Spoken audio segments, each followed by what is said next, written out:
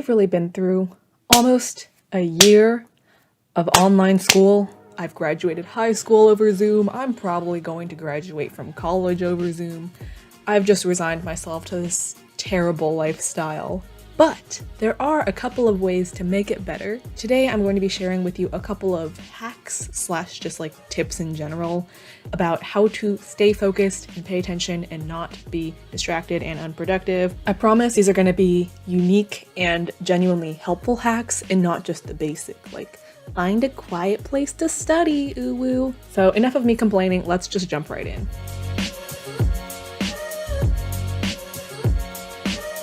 My first tip, and the one I've genuinely found the most helpful for me, is to have a designated mindless fidgeting activity. Remember back in like 2014 when fidget spinners were a thing? Yeah, I used to think those were annoying as hell because every single middle school boy was just with them and making them a huge distraction instead of actually using them as the helpful focus tool that they were designed for people with ADHD and other attention disorders. Anyways, just finding something like that, a mindless activity that allows you to get energy out in a physical form while you're trying to focus your mental energy, can be really helpful. I find that I only go on my phone because I want something to do with my hands, but the phone is not a great distraction to go for because it inevitably ends up distracting your brain as well. Instead, I've been replacing that with crocheting, my mindless activity of choice. During in-person classes, I actually used to make friendship bracelets in class. You might not want to do crafts in the middle of your class though, so maybe you could have a fidget spinner or fidget cube, or maybe like a jar of Play-Doh or a stress ball. This was a thing in elementary school where you could make a little squishy ball out of all of your eraser shavings, and I found that really relaxing and relieving to squish in class. Regardless of which activity you pick, I recommend finding some way to expend that distracted, searching around for something to do energy without actually allowing your mind to drift away from your classwork.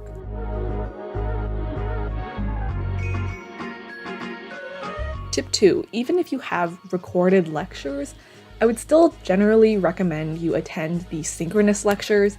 Yes, I know that sounds annoying as hell, and if you live in a different time zone from the time zone that your professors are broadcasting from and you have to wake up at 3 a.m. to attend lecture, just like maybe don't. But for the rest of us, just like go when you can. I find that when I'm watching a recording, I'm far more likely to get sidetracked because in the back of my mind, I'm just thinking, oh, it's okay if I just stop right now, go do that other thing, take care of this other distraction, because I can always just come back and rewind to the point that I didn't pay attention to. Spoiler alert.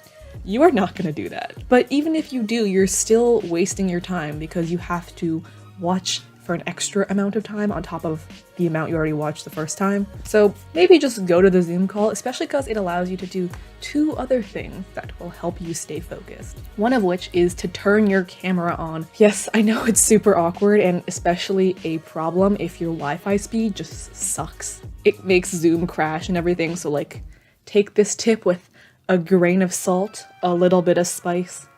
That gif of that guy doing the salt things. First of all, your teacher or professor will probably be kind of grateful that they have like real people to lecture to instead of just speaking into the void, like I'm doing right now.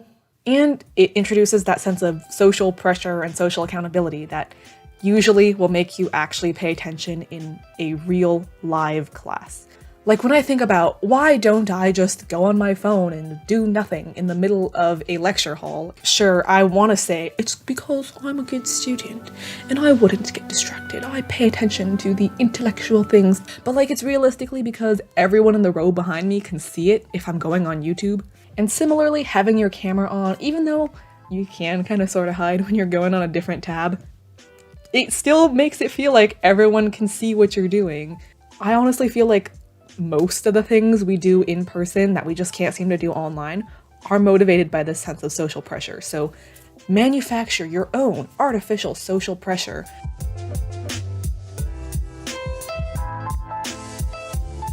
Another thing I recommend you do is actually participating in class, whether that be asking questions, typing things in the chat, answering the poll questions, or just like smiling and nodding along when your teacher asks rhetorical questions or makes a dumb joke.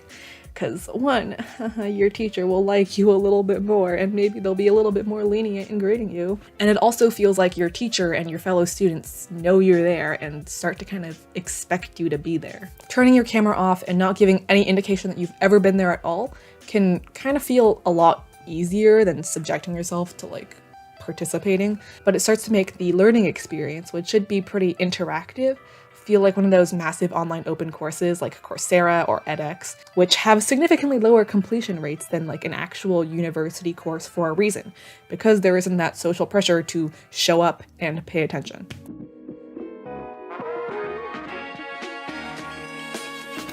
But on the opposite end of all of these tips, you might also consider not going to class and just watching the recordings on a slightly different speed.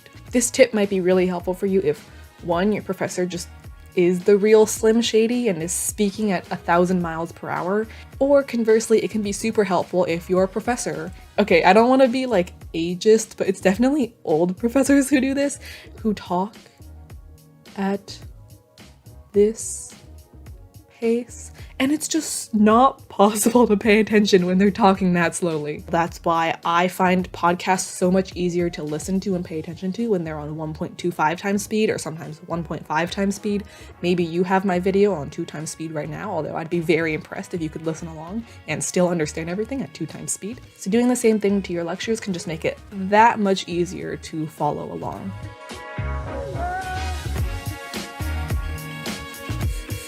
This next tip is one of those more basic ones that I've probably already said a million freaking times on my channel, but try to study in a new place that you only associate with studying and schoolwork if you can. A lot of the reason we're much better at focusing in a classroom or a library or a cafe is because we've psychologically conditioned ourselves to associate these locations with being on focus and productivity mode, whereas almost all of us have spent our entire lives conditioning ourselves to view our bedrooms or kitchens as places of relaxation and fun, not necessarily being in a hardcore focus mindset. Picking a new spot, whether that be just another desk in another room, or maybe going outside to a park, and then training yourself to view that as a new focus space can be pretty helpful. Another related tip is to take a little short walk before each class.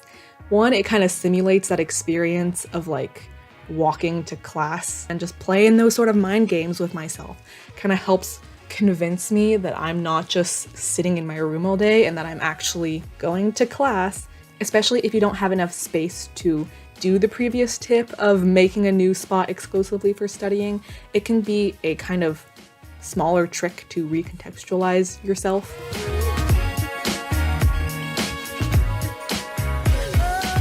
And my last context-related tip is to study outdoors if you can, although maybe this tip is very much like me living in SoCal and thinking that everyone can go outside at this time of year. I actually have no clue what it's like to live anywhere colder than Northern California, so let me know in the comments if you would either burn to death or freeze to death if you went outside right now. It is a COVID-friendly way to be somewhere besides your house. And being in a semi-public space like a park or a university campus, which is where I am, kind of increases that social pressure, like as if you were studying at a library or a cafe.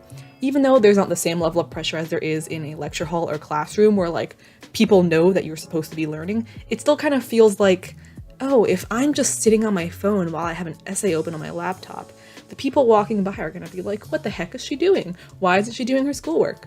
Or maybe that's just my social anxiety talking, but like, it kind of makes me pay attention to class more, so ask not what you can do for anxiety, but what anxiety can do for you.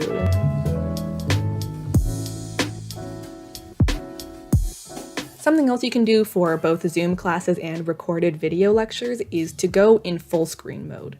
I know this seems a little bit like stupid and like, huh?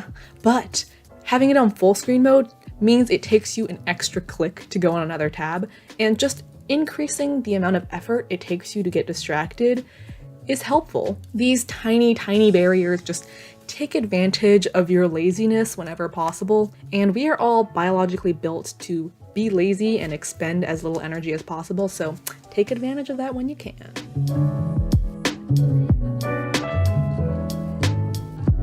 Another way to take advantage of your laziness is to put anything that's distracting very, very far away from you, as far as you can possibly get it. For instance, just throw your phone across the room. Okay, maybe don't do that because replacing your phone screen is ungodly expensive, but you know, just like put your phone or your other distracting objects like on the other side of the room. Once I'm sitting down at my desk and watching my lecture, do I really want to get up to go get my phone? Is it worth it? No. Who wants to get up?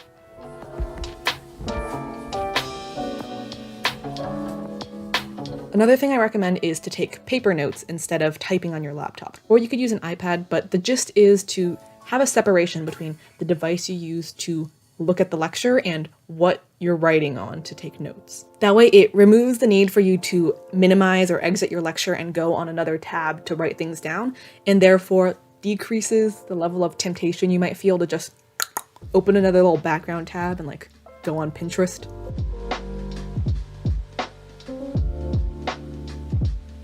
And last but not least, another kind of basic tip, but something that is very, very useful, is to find an app or Chrome extension that will block your access to distracting apps and websites. For example, I use Flora, which is free on my phone, and I use the Forest Chrome extension. This way you only have to use a very brief instant of willpower to just start the timer, and then after that you don't have to exercise any of your limited willpower juice because it just eliminates the option. So those are all of my tips for today. If you have any other hacks that you've discovered, please leave those in the comments. I'm sure many of us could benefit from those. I upload new videos about student life every week on this channel, and you can check out my Instagram, my TikTok, and my second channel for some various non-school related content and some school related content. I don't know, we'll see. Anyways, see you next time.